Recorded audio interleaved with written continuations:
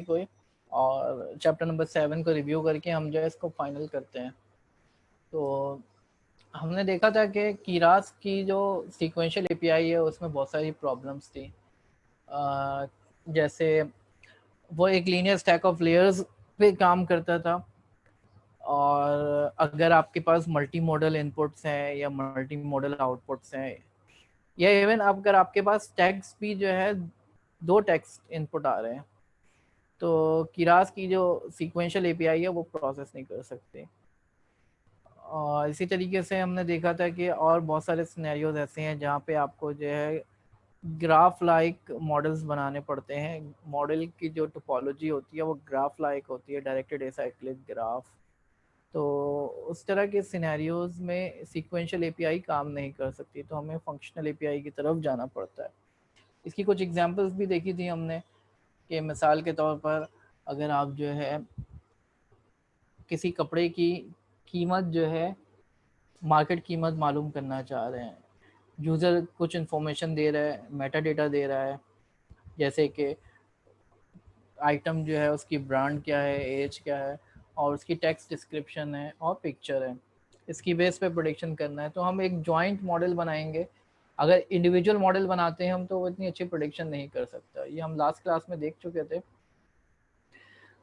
Multi modal output पे भी इसी तरीके से हमें फॉर एग्जांपल एक स्टोरी की बेस पे प्रोडिक्ट करना है कि कब लिखी गई है स्टोरी, और उसका टाइप क्या है, रोमांटिक स्टोरी है या थ्रिलर है।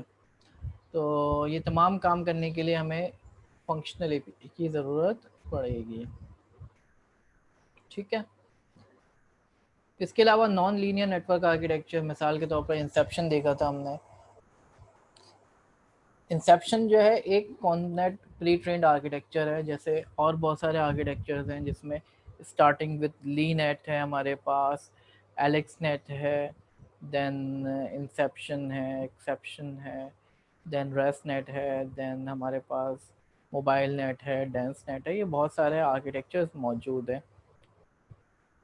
जो इंसेप्शन में क्या होता है, इंसेप्शन के अंदर एक इंसेप्शन ब्लॉक के अंदर हम एक इनपुट को कई पैरेलल ब्रांचेस होती हैं कॉन्वोल्यूशन की, एक इनपुट को कई तरीके से कॉन्वोल्यूशन से गुजारा जाता है।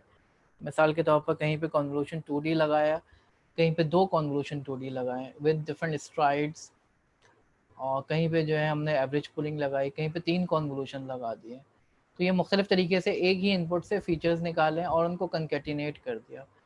ये जो फीचर्स आ रहे हैं उनको कंकेटिनेट करके फिर हमने आगे प्रोसेस करना चाहें तो कर सकते हैं। तो ये इंसेप्शन ब्लॉक था। अब इस तरह का मॉडल जो है ये बड़ा इनोवेटिव किस्म का मॉडल है। ये नॉर्मली हम सीक्वेंशियल एपीआई से नहीं कर सकते। फिर रेजिडुअल कनेक्शंस की बात की थी हमने कि अगर आपके पास बड़ा मॉडल है बहुत, और उसमें फिर वैनिशिंग ग्रेडियंट और एक्सप्लोडिंग ग्रेडियंट प्रॉब्लम्स आएंगी, तो इस तरह की प्रॉब्लम्स को हल करने के लिए हमें जो है रेजिडुअल कनेक्शन चाहिए, ताकि हम बड़े नेटवर्क्स को ट्रेन कर सकें। ऑब्वियसली प्रॉब्लम ये आती है कि जब बड़े नेटवर्क होता है तो एक लेयर से दूसरी लेयर को जब ग्रेडियंट्स पास ऑन हो रहे होते हैं तो ग्रेडियंट्स जो है वैनिश हो जाते हैं, तो बिल्कुल ख़त्म हो जाते हैं, छोटे होते होते बिल्कुल ज़ीरो हो जाते हैं या बहुत बड़ी वैल्यू की तरफ चले जाते हैं। तो इस तरह की प्रॉब्लम को हल करने के लिए हमने देखा था कि रेजिडुअल कनेक्शंस को इस्तेमाल किया जाता है। स्टार्टिंग लेयर जो है, शुरू की लेयर्स में से किसी लेयर को जो है आगे की लेयर से कनेक्ट कर दिया जाता है, यानी उसका आउटपुट जो है किसी आगे की लेयर के साथ जो है ऐड ऑन कर दिया जाता है। उसको एक इनपुट तो आ रहा होगा प्रीवियस लेयर से, और एक जो है हम बहुत पीछे की लेयर का आउटपुट भी जो है उसके साथ ऐड कर देते हैं। तो ये रेजिडुअल कनेक्शंस होते हैं। तो इससे इस तरह के सिनेरियोज को हैंडल करने के लिए हमें फंक्शनल एपीआई की ज़रूरत पड़ती है। फिर हमने देखा था कि फंक्शनल एपीआई में हम जो है लेयर्स खुद बनाते हैं, और एक लेयर के ब्रैकेट में दूसरी लेयर पास कर दी तो वो कनेक्ट हो जाता है।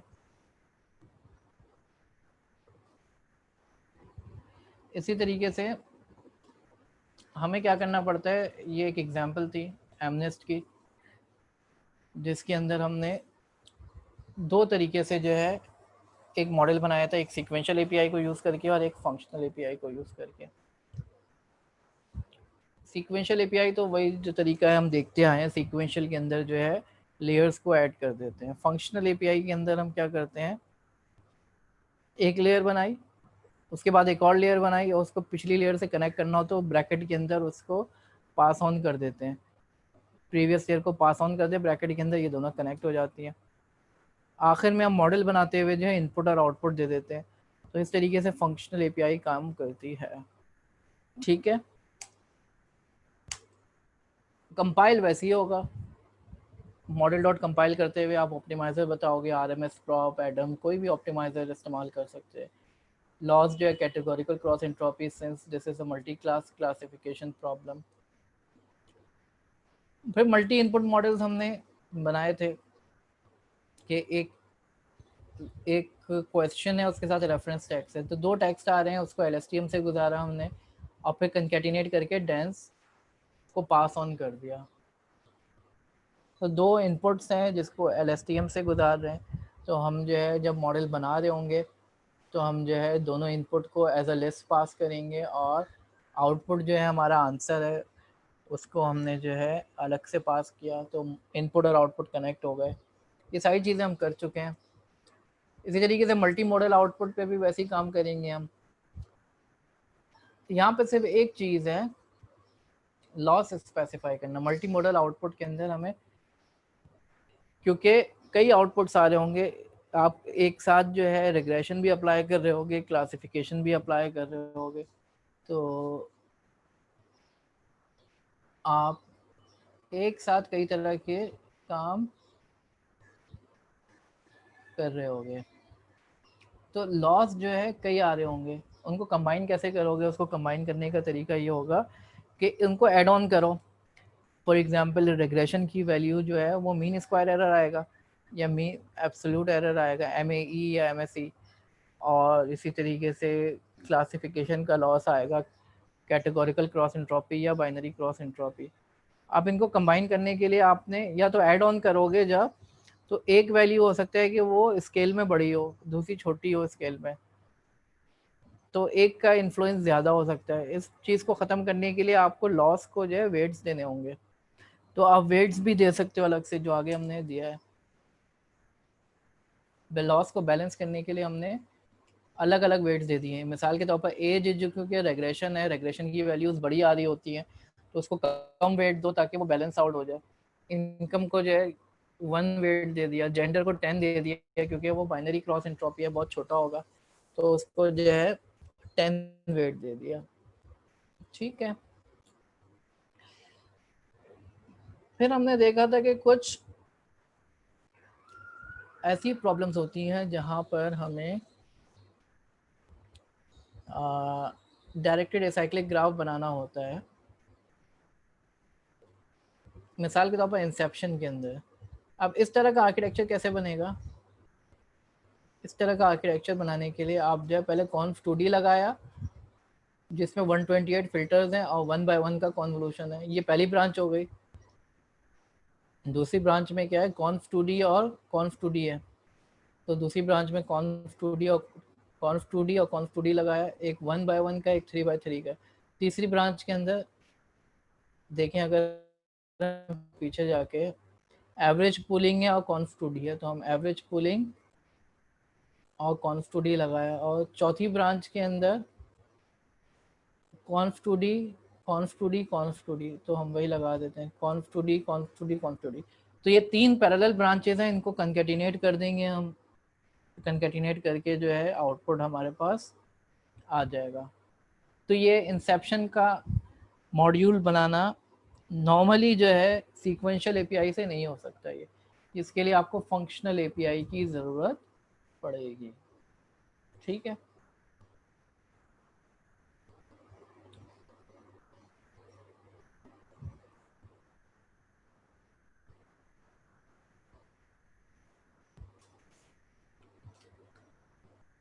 एक्सेस इज इक्वल टू 1 इसका आर्गुमेंट होगा, आप देख लें जाके -1 का क्या मतलब उन्होंने रखा हुआ है। ठीक है, इसको एपीआई आप स्टडी कर लिएगा तो आपको अंदाज़ा हो जाएगा एक्सेस इज इक्वल टू -1 का क्या मतलब है।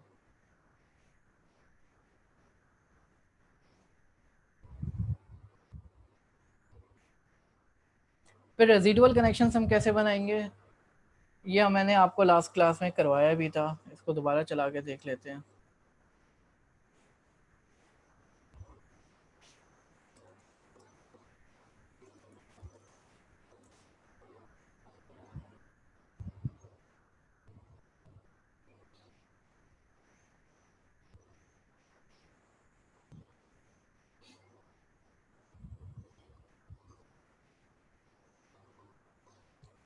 ये एमनेस का डेटा सेट है, ठीक है, इसको नॉर्मलाइज किया।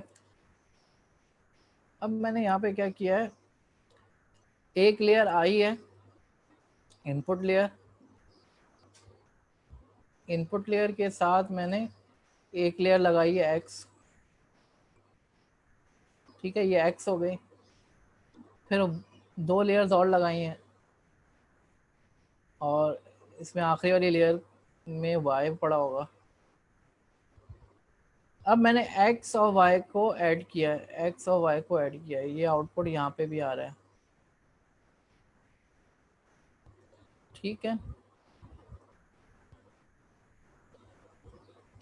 ये रेजिडुअल कनेक्शन है।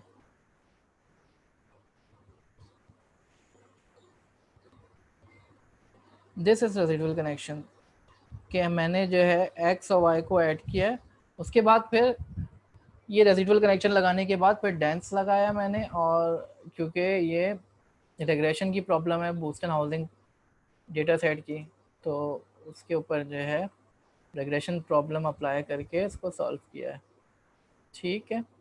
तो ये हम लास्ट क्लास में भी कर चुके थे।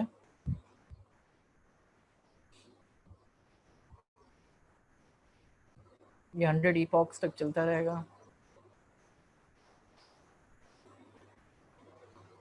एक्स्ट्रा लेयर नहीं बनेगी रेजिडुअल कनेक्शन की।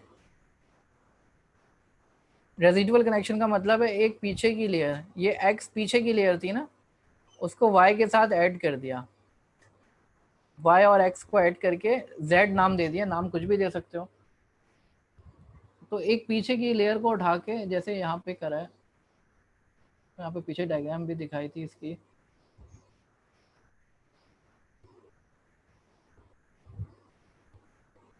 ये है एग्जाम्पल। ये एक पीछे लेयर की लेयर का आउटपुट उठा के आगे की लेयर के साथ ऐड कर दिया।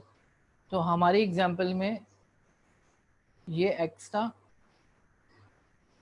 और ये वाई था।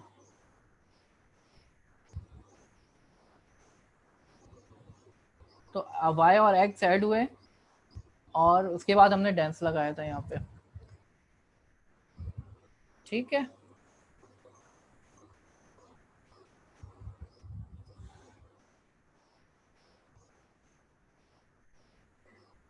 पिछली स्लाइड में कंकेटिनेट कर रहे थे पैरेलल ब्रांचेस को, वो ये नहीं था कि पीछे की ब्रांच को कर रहे थे, पैरेलल ब्रांचेस थी।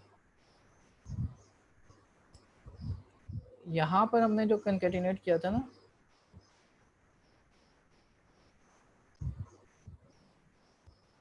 ये पैरेलल ब्रांचेस हैं, ये तीन, इनको कंकेटिनेट किया था। इसमें से ये नहीं था कि कोई पीछे वाली आगे से कनेक्ट हो रही है, ये एक ही इनपुट से तीन ब्रांचेस निकली जो आगे आगे कनेक्ट हो रही है, ये रेजिडुअल नहीं है।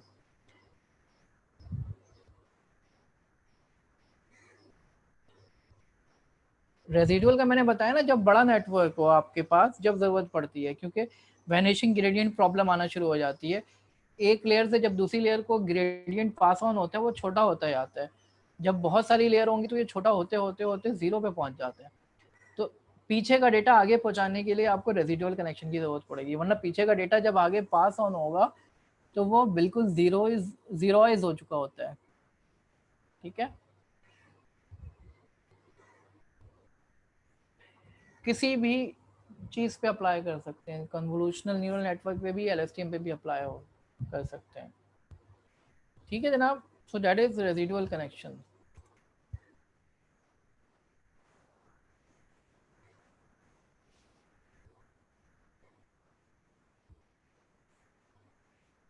फिर layer wise layer weight sharing, ये थोड़ा सा एडवांस कॉन्सेप्ट है। इसमें आप सिर्फ इतना याद रखें कि एक लेयर को आप ऐसा फंक्शन इस्तेमाल करते हैं, इसी तरीके से एक मॉडल को भी एज अ फंक्शन इस्तेमाल कर सकते हैं। और दूसरी बात यह कि एक लेयर को आप कई जगहों पर आप कॉमन यूज कर सकते हैं, एक ही लेयर को।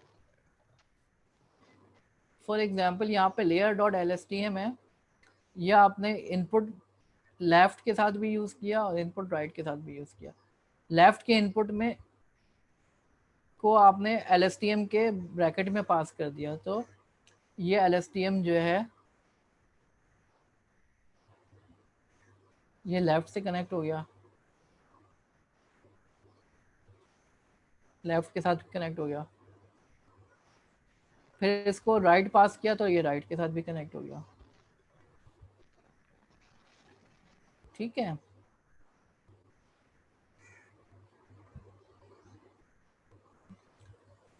तो इसी तरीके से मॉडल को भी इस्तेमाल कर सकते हैं एज अ फंक्शन। अभी आगे एक और एग्जांपल आएगी, मॉडल एज लेयर्स। तो ये एक्सेप्शन है, एक्सेप्शन के ब्रैकेट के अंदर आपने जो है लेफ्ट पास कर दिया और राइट पास कर दिया, एक्सेप्शन के लेफ्ट और राइट दोनों पास कर दिया, तो डेट इज ऑल्सो पॉसिबल।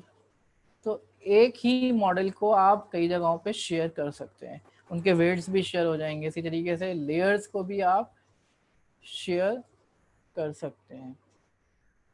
ठीक है, यहाँ पे हम जो है 5 मिनट का ब्रेक लेते हैं, उसके बाद जो है हम कॉल बैक्स को देखते हैं।